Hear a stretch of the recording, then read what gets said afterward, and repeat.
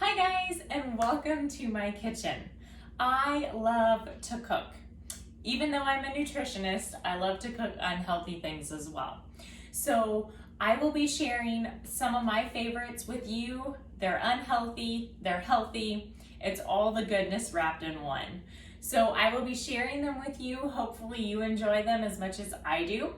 So let's go on and get started. One thing that I love to do is cook with my littles.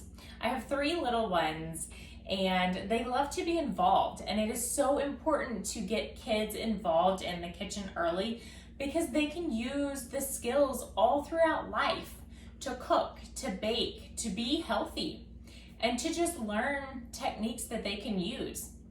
Cracking eggs, peeling potatoes, safely of course. They do have kid-friendly knives. My kids love to use knives to cut up fruits and vegetables. So it's really important to get the relationship healthy with food, with littles, early on in life. So that's what I love to do, is to cook with my kids.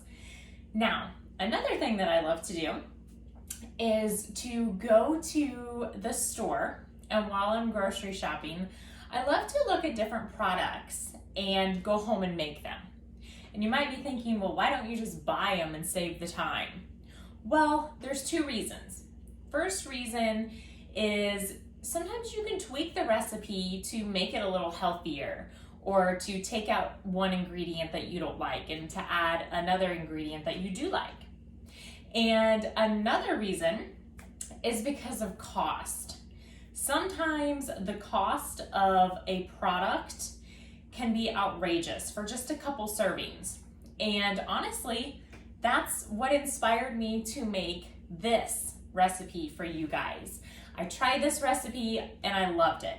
So I was walking through the grocery store actually yesterday, and I saw this product, this cookie mixture. And I was like, that seems like something that I would want to try. And it was $8 for just a little container. Now you might be okay with buying that, but for me, the first thing that came to my mind was, I'm gonna find the ingredients and I'm gonna make this at home. And it turns out that the price that I paid for the quantity that I'm going to make and share with you is a lot smaller than the price that I would have paid for one little bag that had just a couple servings in it. So I don't remember what it was called on the package, but this one I am going to call protein clusters.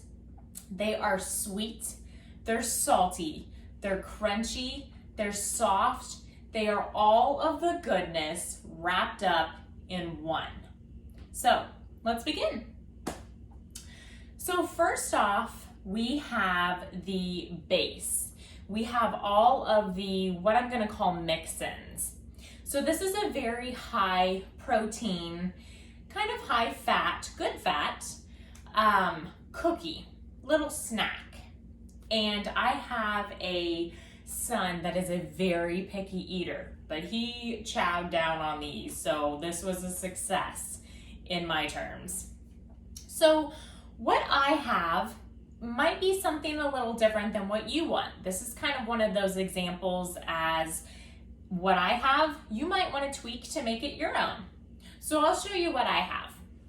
So for my mix-ins, I have 4 cups of all of this goodness, and I'm going to explain what I have. So I have 1 cup of coconut. I'm going to put in my bowl here. I have 1 cup of banana chips.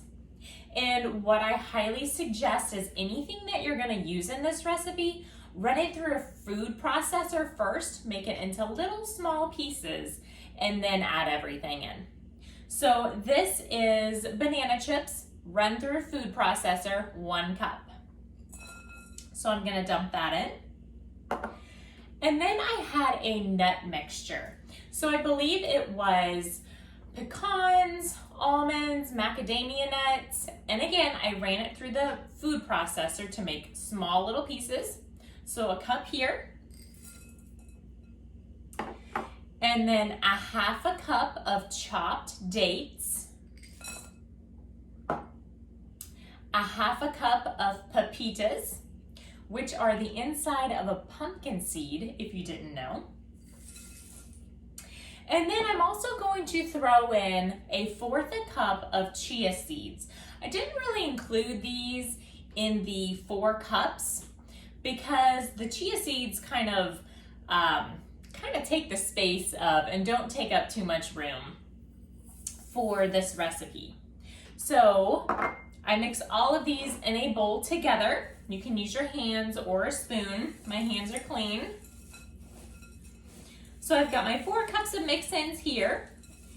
And then the ratio of what we're gonna do is use 10 ounces of melted chocolate. And I went ahead and I melted my chocolate, but a couple tips for melting chocolate. If you are going to melt chocolate in the microwave, which is what I typically do, you can use a double boiler, but I tend to use the microwave. What I did was I put all my chocolate chips in here at one time in a microwave safe bowl. And then I put about a teaspoon of coconut oil in here. And what that does is it helps make it smooth whenever you melt it. And whenever you melt chocolate in the microwave as well, you always want to do it in small increments, maybe 30 seconds, 45 seconds, because if you do too long, you actually can burn the chocolate and then it gets really chunky and then it's not the smooth consistency of the chocolate that you need for your cookies. So I've got my mix-in, I've got my melted chocolate. It's nice and warm yet. I'm going to dump this in, dump it over. Now another thing with chocolate is, my chocolate is 65% cocoa. The higher the cocoa you have, the less sugar should be in your chocolate. So even with the higher amount of chocolate, you're talking healthier here as well because you're cutting out the refined sugar. So you have your mixture here. Go on and mix it up really well. And off to the side here, I have a pan and I have aluminum foil on it. You can also use parchment paper, or you could just grease your pan and use the pan the way it is. But mix it up really good so you have the chocolate on everything, that it's mixed up really good. All your ingredients are dispersed. It's looking good, it's smelling good.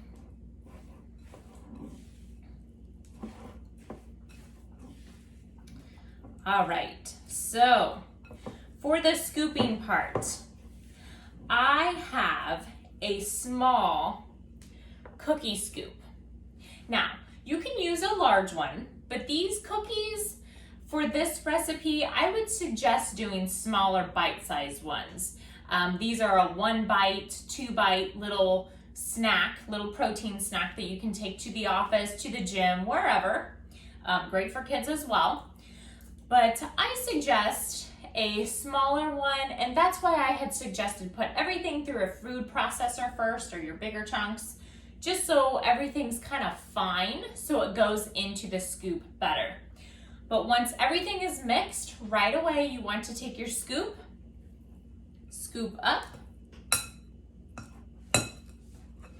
and then you are going to place on the cookie sheet. Just like this, you are going to scoop them all out until they are all complete. And for the 4 cups of the mix-ins and the 10 ounces of chocolate mixed, which gives you a pretty nice sized bowl, if you are doing, I'm gonna call this a tablespoon, you actually get 35 cookies. So this gives you a lot. So I'm gonna go on and do a few more just to show you. And if you don't have a cookie scoop, a tablespoon or teaspoon works just fine. I just love these because you just scoop and you press and you're done. You don't have to use your fingers, then your fingers get all messy. But like I said, if you don't have a fancy cookie scoop, that's just fine. So after you have your whole pan full, you pop them in the refrigerator for about a half hour, let them set up. Right now they're really soft, but they will set up, they'll get hard, and they will become a full cookie. And then after they set up and get firm, you will want to transfer them into a Tupperware container that you can seal, and then they'll stay for several days. Again, this is a great recipe. My whole family loved it, and it's healthy. It's something that you don't have to feel guilty whenever the kids say, hey mom, can I have a, and yes, I do call them cookies because, you know, what kid doesn't love a cookie? And what parent or guardian doesn't love giving a healthy cookie? They don't need to know that though. So enjoy these, they are really good. And pass the recipe along and join me again for some more recipes soon. Enjoy, bye.